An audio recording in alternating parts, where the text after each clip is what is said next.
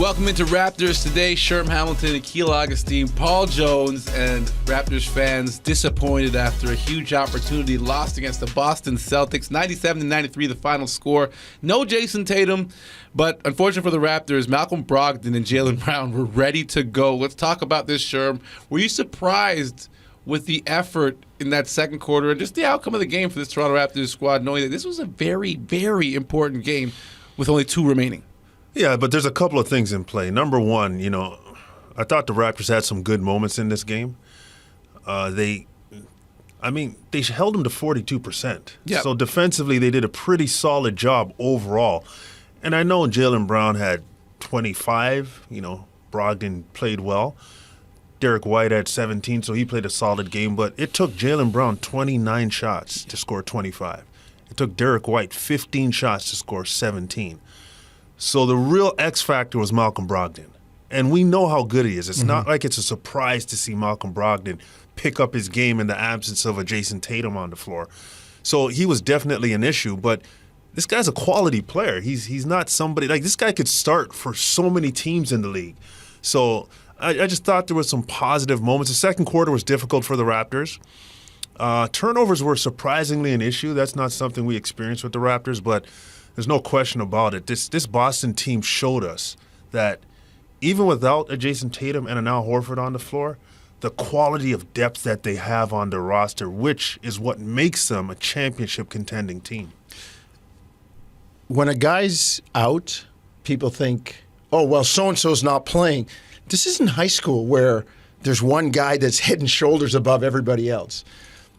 Every player in the NBA was the man on his team at some point. So when a guy goes down and another guy gets an opportunity, you might look at it as, well, their best player's out. You're still replacing with a quality player. Like there are no bums, there are no scrubs in the NBA. Guys often need what we call time and touches to show their worth. And you look at Boston last night, a guy like Derek White, or, as Sherm said, Malcolm Brogdon. The guy was a rookie of the year, right? The guy can play. So I'm never surprised when a team doesn't have its best player yet plays very well, because that means it's an opportunity for somebody else.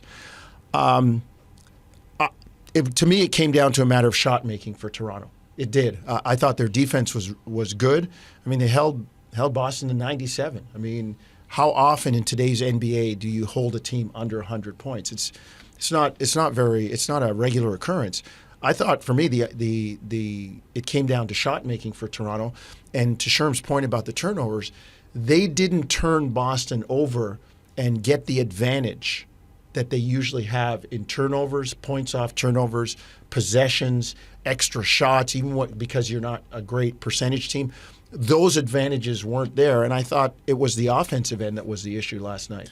Especially with Fred VanVleet having that thumb injury that he was dealing with all night, but you did get a great performance from Pascal Siakam. Let's talk about him in the game he had, especially with the rim protector Robert Williams back in the picture, and knowing potentially maybe, we don't know how this thing plays out, you could be going up against these Celtics, fingers crossed, right? So how impressed were you with what Pascal was able to do against this lineup? He reminded me of another Raptor last night at times. DeMar DeRozan. Okay. Just playing in the mid-range and not, DeMar, his comportment, his demeanor a little bit different in terms of getting those shots. But I thought Pascal did a really nice job in the mid-range and then selectively getting to the basket when the shot blocking wasn't there and scoring. I thought he went to, like in that third quarter, he did some really nice things. There was a stretch there where he did some really nice things. And listen, this is what we've seen from him all year. Aggressive, trying to play downhill, trying to work to either get something or, if not, attract defenders and pitch it out. And like I said, last night I thought the shot making on the kickouts and when the Raptors were sharing the ball, the shot making wasn't there. But I thought Pascal was good last night, really good. Well, when your team's shooting in the low 40% range, you need somebody to score the basketball, and Pascal had a very efficient night. Probably one of the lone guys, him and Scotty maybe had the more efficient nights, but when you look at that stat line, what it doesn't show is that Pascal only took 1 3. He missed it, but he only took 1 3. So his mentality was, we're not settling. I'm not going to settle in this game. And even though he's operating in the mid-range, it's not like he's catching it and just shooting it. No. He's manipulating the defense to get the shot he wants in the mid-range, whether it's like a high post action where he has a Sam Hauser on him and he's just kind of working him down and gets a little fadeaway jump shot, which he can knock down, or he gets to that patented drive you hard with the left, get into your shoulder, get the shoulder into you and create a little separation, raises up and knocks down that shot. So you could see a concerted effort to not settle on the three-point line. And I think moving forward, that's got to be the mentality. The threes will come. This team is going to get looks from the three-point line. But as a leader and a guy who they're requiring to score the basketball, you've got to put pressure on the defense and make them react to you. And if that ball's not moving like it usually is moving, Pascal's got to be a guy that gets the ball and says, I'm going to find something here for us to kind of build off on the offensive end. All right, well, a disappointing outcome for Nick Nurse and his group in that first game of Friday night. They'll get a second shot at it. We hand you over to Nick Nurse right now, post-game. Fred obviously got picked up. Any idea of how limited he was? Well, he jammed his thumb pretty bad, right? It was his left hand. I don't know. I haven't talked to him about if that was affecting him or not. You had to be pretty pleased with the energy defensively. Yeah. It was a grimy game, but Yep. I mean, you certainly had your nose in there. Yeah, we played pretty hard. I thought we played pretty hard and pretty physical, and they did a good job of continuing to do what they do. And I thought it was kind of,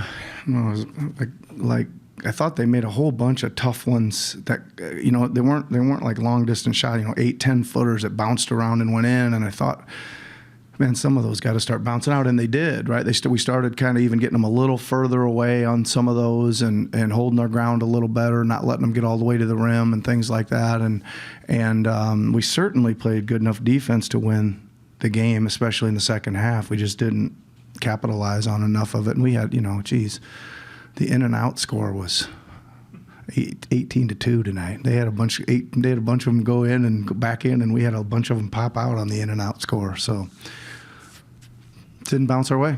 I kind of touched on this before the game, but they're missing a bunch of key guys, but Yep. they can put the ball in Brogdon's hands, and Yeah. it's like. Well, he's an all-star, right? He's an all-star and a really good player. Everybody knows that, and he certainly gave us a tough time in the first half. He certainly hit a huge three too. I thought there in the fourth, coming off. I think we just might have just tied it, and he came off a high ball screen and nailed a three. So yeah, listen. Probably more importantly, they got. Mike Muscala out there hit a huge corner three too, right, with kind of the game in balance as well. So they got a bunch of guys that can step out and take shots and hit them. All right, time to talk about a sore spot for this Toronto Raptors group all year, the bench. But finally, Precious Achiuwa showing out after finally getting up to full health. 18 points off the bench, 16 of them was his. 2 from Chris Boucher, a little surprising for me. I'll start with you, Jonesy. Not a lot more opportunity or runway for this bench group, knowing how Nick Nurse likes to tighten things up. So over the next 2 games, what do you expect to see out of these guys? A lot of pressure they can put on themselves. Well, I think Nick may look at using them in certain spots. Kind of spot duty, put them out there, see what you get. If you get something, let it go till it's done. If not, out they come. But they've got to play enough to rest your starters. People belabor and bemoan the play of the bench, but they have to play. Like, we talk about the minutes and, I always joke about the minutes police, but your loyalty is to winning. And if you're going to win, your best players have to play. And they got to be fresh. But they can't play the entire game. You're right. They need that rest. So your bench has to come in. And I always say, if you're trailing, cut into the lead. If you have a lead, maintain it or increase it. You can't lose ground when your bench comes in. And right now, we're not even seeing a full bench. We're seeing that hybrid unit where Nick leaves a couple starters on the floor or 3 starters on the floor with 2 bench guys. That has to be an effective unit for the guys, the starters, the best players to get their rest and be able to come back. And this is not the time to be kind of monkeying around with it. And as much as people say, well, play the bench, you got to get something from the bench. At some point you say, well, no, I'm only going to play them as much as I have to rest my guys so I can win games with my best players if they're not giving me anything. Well, Precious was very good, and he's been good the last couple games. And I like the fact that he's not doing anything outside of himself. He's not catching himself in those weird situations where he's bringing the ball up and he's trying to be the playmaker. He's relaxed. He's in position. He's taking the shots that are coming. You look at his field goal percentage against Boston. It's phenomenal. And I think one of the keys to the bench is we kind of saw a bit of it in that second game against Charlotte. Will Barton's a shot maker. When he starts to make threes and make shots, all of a sudden your bench becomes much more offensively aggressive. And Chris Boucher played well in that game. Precious played well in that game. And there was no Gary Trent in that game. So if he finds his rhythm, which he struggled against Boston, he's missed some games, First so game you back. expect it. Yeah, first game back. But you put like those four guys into a rotation off your bench, you've got potential for some really good production on both sides of the basketball, which is important. A lot of times we look at the scoring side of it, which is great, but defensively, can you hold your own? Well, those four guys defensively are very good in terms of individual defense and collective defense. So that will help. But as the rotation shrinks for the play-in playoff situation, then your opportunity or your leeway for mistakes or not addressing situations on the floor, they shrink as well. And you don't want that to happen. So the bench has to start to respond consistently so Nick Nurse can go into the play-in feeling very confident about them. And we're still awaiting the final announcement on Jeff Doughton and his situation with games played remaining. Of course, he has none left for the regular season as his contract is currently constructed. But let's take a look at the remaining schedule for the final 3 or 4 teams that are vying for maybe being in that play-in. And that is, of course, Miami, Toronto, Atlanta, and Chicago. So here's the situation for your Toronto Raptors. In order for them to move up, they need the Atlanta Hawks to lose their final 2 games, and they need to win out. Also, if Miami loses its final 3, and Toronto wins out, they have a shot at that 7 spot. So now, do the Raptors, what's the situation here, Sherman? I'll start with you, understanding that, you don't know who's playing. We've talked about this. We don't know who's playing for Milwaukee and for Toronto, whether or not because they're pretty much locked up. Boston's locked up second. Milwaukee's locked up first. So the Raptors, they've got to go all out in these next couple games. Well, they do, and Boston showed you that even without Jason Tatum and Al Horford, this is still a quality team. Yeah, and without Marcus Smart, Peyton Pritchard, 100%. So it's still a quality team, and who knows how they're going to kind of play the next game, who's going to be resting, who's not going to. I mean, if you flip out Jaylen Brown, you put Jason Tatum in, it's still a problem. Yeah, it's even more so, I think. 100%. So, Boston is still going to be a hard game to win. And again, Milwaukee, even if they don't play Giannis, that's still a squad that has a lot of quality depth. So these last 2 games aren't going to be easy regardless of who's on the floor. I look at Atlanta's situation where they're on the road for one of their games. They could potentially lose both games. They have Boston in their final 2 as well. But Miami, they've got a couple teams that aren't in the mix in terms of Orlando and Washington. So they probably have a chance to get a couple of wins out of their 3 games left. But the Raptors, they're going to have a tough stretch to finish this season, and they've got to figure out ways to win games when key players aren't in the lineup potentially. I think you're at a situation now where, and we get here every year, whether it be in basketball or football or hockey or wherever, where there's so many different permutations and combinations. All you can really do is worry about yourself.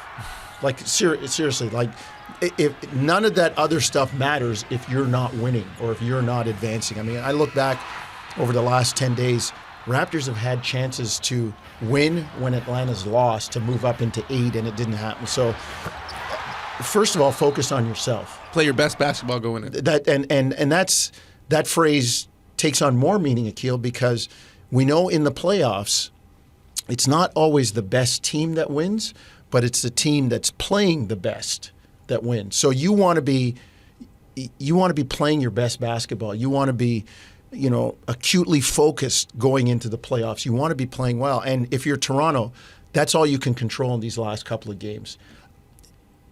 You get into, for all intents and purposes, the Raptors are in the playoffs now because you can't afford to lose games. Losing games puts you closer to the end of the season.